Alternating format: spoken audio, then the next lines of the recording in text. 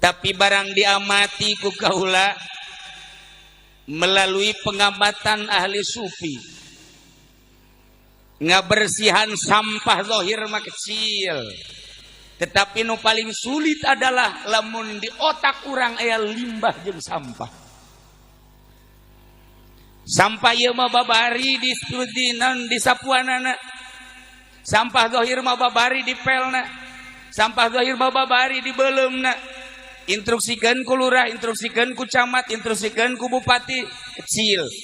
Tanpa instruksi, jelema nu peduli geus bebersih sorangan zahir, tapi lamun aya sampah di otak, lamun aya limbah di otak, leuwih-leuwih lamun pejabat berlimbah otakna, naudzubillah min dzalik.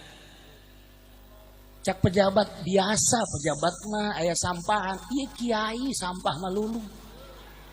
Iki nu tadi ceramah wallahu alam ka otakna.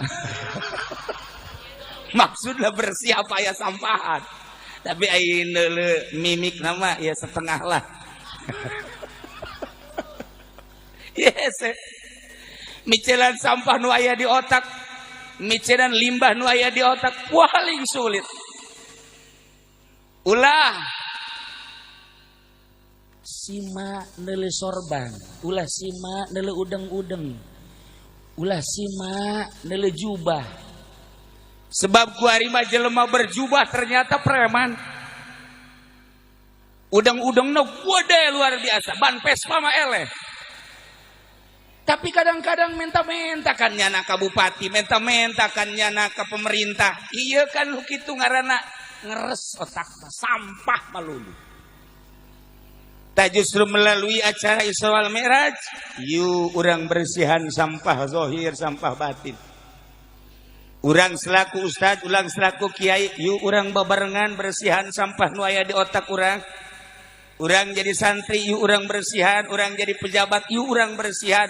Lamun kiai, ustad, santri, pejabat kabeh bersih otakna sampahan, negara Indonesia bakal ngelehkeun Uzbekistan, bakal negara Indonesia ngelehkeun Singapura, negara Indonesia ngelehkeun Amerika.